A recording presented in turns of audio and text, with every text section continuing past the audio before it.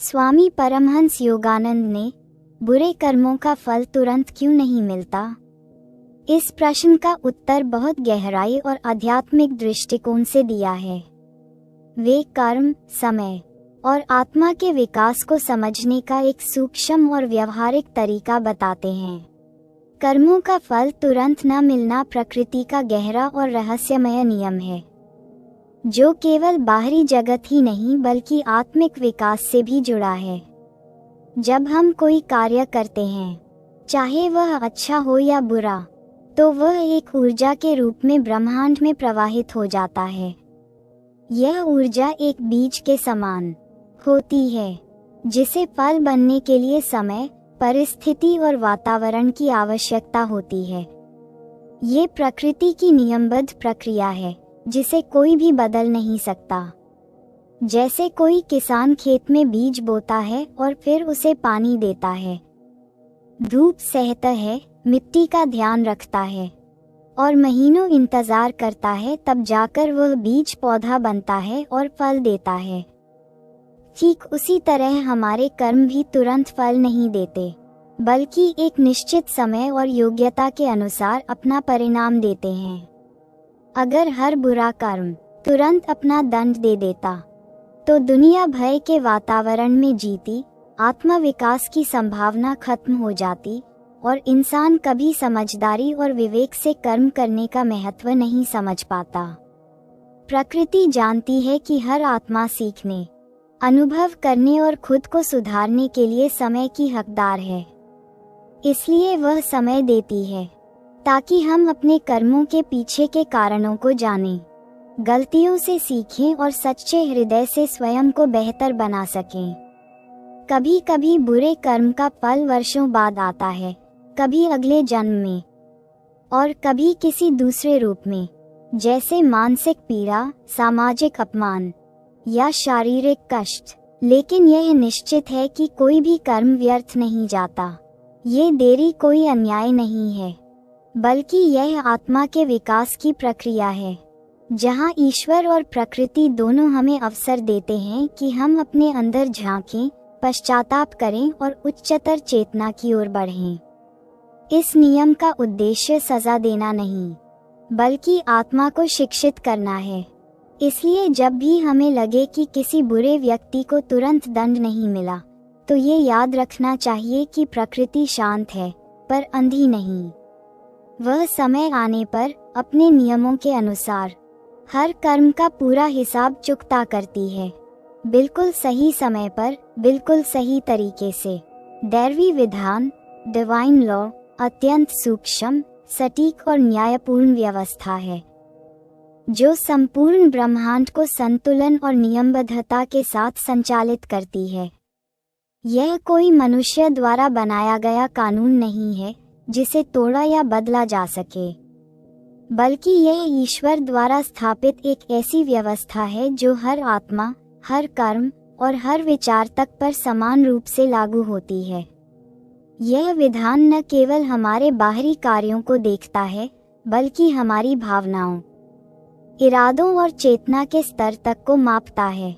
यही कारण है कि कभी कभी दो लोग एक जैसे कर्म करते हैं, लेकिन उन्हें मिलने वाला फल अलग अलग होता है, क्योंकि उनके भीतर का भाव, उनका उद्देश्य और उनकी आत्मिक अवस्था भिन्न होती है। दैवी विधान समय के बंधन में नहीं बंधा होता। यह विधान हमारे वर्तमान जीवन के साथ साथ पिछले जन्मों के कर्मों और आने वाले जीवन की संभावनाओं को भी ध्यान में रखता है। इसका कार्य सिर्फ सजा देना नहीं है, बल्कि आत्मा को उसके किए हुए कर्मों के परिणामों के माध्यम से शिक्षित करना है। इस व्यवस्था में किसी प्रकार की गलती या पक्षपात नहीं होता। हम भले ही किसी के कर्मों को देखकर भ्रमित हो जाएं कि वह बुरा व्यक्ति सुखी क्यों दिख रहा है या अच्छा व्यक्ति कष्ट में क्यों है, लेकिन दैवी विधान कभी गलती नहीं करता। वह हर आत्मा को उसके कर्मों के अनुसार एकदम उचित समय और रूप में फल देता है।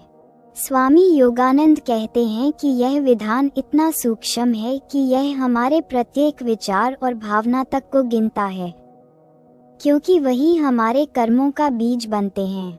इस व्यवस्था से कोई बच नहीं सकता, न धन से, न बुद्धि से, न बाहरी धार्मिकता से। केवल सच्चा आत्मा परिवर्तन, सेवा, प्रेम और साधना ही इस विधान के प्रभाव को संतुलित या रूपांतरित कर सकते हैं। यही कारण है कि संत और योगी लोग कर्मों से ऊपर उठने की कोशिश करते हैं, क्योंकि वे जानते हैं कि दैवी विधान केवल बाहरी व्यवहार नहीं, आंतरिक शुद्धता को भी देखता है। आत्मा की यात्रा लंबी है, एक जीवन नहीं है सब कुछ। यह विचार आत्मा की अनंत प्रकृति और पुनर्जन्म के सिद्धांत को गहराई से समझाता है। मनुष्य अक्सर अपने वर्तमान जीवन की घटनाओं को देखकर निष्कर्ष निकालता है कि यह संसार अन्यायपूर्ण है। कई बार अच्छे लोग कष्ट झेलते हैं और बुरे लोग ऐश करते दिखते हैं। लेकिन जब हम आत्मा की यात्रा को केवल एक जीवन तक सीमित मानते हैं, तभी ये विरोधाभास लगते हैं।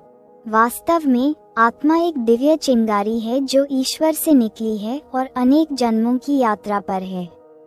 हर जन्म में वह नए अनुभव लेती है, नए कर्म करती है और उन्हीं कर्मों के अनुसार उसका भविष्य बनता है। स्वामी परमहंस योगानंद और अन्य योगिक परंपराएं ये स्पष्ट करती हैं कि आत्मा का विकास अनेक जन्मों में क्रमशः होता है। जैसे एक विद्यार्थी कक्षा दर कक्षा आगे बढ़ता है, इस जीवन में जो कुछ भी हमारे साथ हो रहा है वह केवल वर्तमान कर्मों का फल नहीं है, बल्कि उसमें कई पिछले जन्मों के संस्कार और अधूरे कर्म भी सम्मिलित होते हैं। यही कारण है कि कोई जन्म से ही प्रतिभाशाली होता है तो कोई संघर्ष में पलता है, कोई आध्यात्मिक रुचि लेकर आता है तो कोई भौतिक सुखों में डूबा होता है। ये अंतर केवल इस जीवन की परिस्थितियों से नहीं, बल्कि आत्मा की लंबी यात्रा और उसके अर्जित संस्कारों से उपजते हैं। ये समझ हमारे जीवन को गहराई देती है और हमें न्याय के दिव्य सिद्धांत पर विश्वास करना सिखाती है। जब हम जान जाते हैं कि यह जीवन केवल एक अध्याय है, तब हम अपने कष्टों को बेहतर ढंग से सह सकते हैं, अपने कर्मों के प्रति अधिक सतर्क हो जाते हैं और आत्मा की मुक्ति की दिशा में ईमानदारी से प्रयास करते हैं। इस दृष्टिकोण से जीवन में धैर्य, क्षमा और आत्म सुधार की भावना विकसित होती है, क्योंकि हमें यह आभास हो जाता है कि हर कर्म, हर अनुभव आत्मा की अनंत यात्रा का एक छोटा लेकिन महत्वपूर्ण भाग है। बुरे कर्म का फल तुरंत मिलता तो आत्मा सीख नहीं पाती। तुरंत दंड मिलने से व्यक्ति केवल भय के कारण गलत कार्यों से बचने की कोशिश करेगा, न कि आत्मबोध या अंतरात्मा की प्रेरणा से। ये डर बेस्ड जीवन होगा, जहां नैतिकता और करुणा केवल बाहरी अनुशासन बनकर रह जाएगी, भीतरी समझ नहीं बन पाएगी। आत्मा का उद्देश्य केवल अच्छे बुरे कर्मों का हिसाब करना नहीं है, बल्कि उन कर्मों से सीखना, बदलना और ऊपर उठना है। अगर हम हर गलती के बाद तुरंत सजा पालें, तो हमारे भीतर सोचने, समझने और बदलने की प्रक्रिया कभी विकसित नहीं होगी। स्वामी परमहंस योगानंद समझाते हैं कि ईश्वर हमें समय और अवसर देते हैं ताकि हम अपने किए गए कर्मों के परिणामों को समझें, पश्चाताप करें और स्वयं को शुद्ध करें। ये प्रक्रिया आत्मा के आत्मज्ञान और मुक्ति की ओर अग्रसर होने के लिए आवश्यक है। यदि हर अपराध का दंड तुरंत मिल जाए, तो व्यक्ति केवल परिणाम से डरेगा, लेकिन उसके भीतर सुधार की वास्तविक भावना नहीं आएगी। यही कारण है कि ब्रह्मांड का नियम हमें समय देता है, गलती करने, उसका परिणाम देखने और फिर सीखकर अपने जीवन को सही दिशा देने का। इसलिए जब हम देखते हैं कि किसी को उसके बुरे कर्म का फल तुरंत नहीं मिल रहा, तो ये केवल दैवी योजना का हिस्सा है, जो आत्मा को सजा नहीं, शिक्षा देने के लिए बनी है। यही आत्मा की परिपक्वता और ईश्वर की करुणा का संकेत है, जहाँ सुधार को दंड से अधिक महत्व दिया जाता है। ध्यान और साधना से कर्मों को बदला जा सकता है, क्योंकि ये आत्मा को उसकी उच्चतम स्थिति से जोड़ते हैं, जहां से कर्मों की जड़ को बदला जा सकता है। सामान्यतः हम मानते हैं कि कर्मों का फल अपरिहार्य है, जो किया है उसका फल भोगना ही पड़ेगा। ये बात सत्य तो है, लेकिन अधूरी भी है।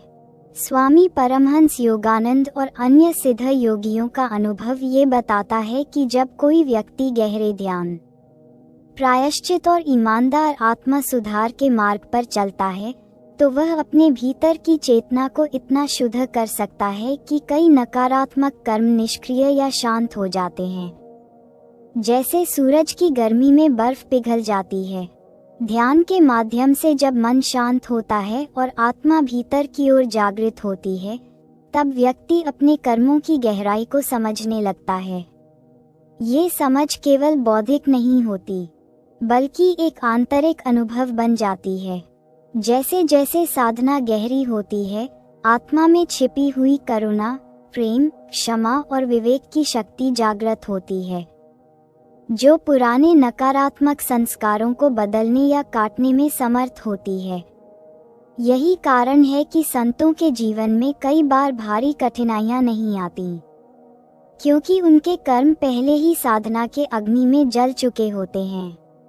योगानंद जी कहते हैं कि सच्चा ध्यान केवल मन को शांत करने का अभ्यास नहीं है, बल्कि यह आत्मा की ऊर्जा को उस स्तर पर ले जाता है जहां से कर्म के बीज ही नष्ट किए जा सकते हैं।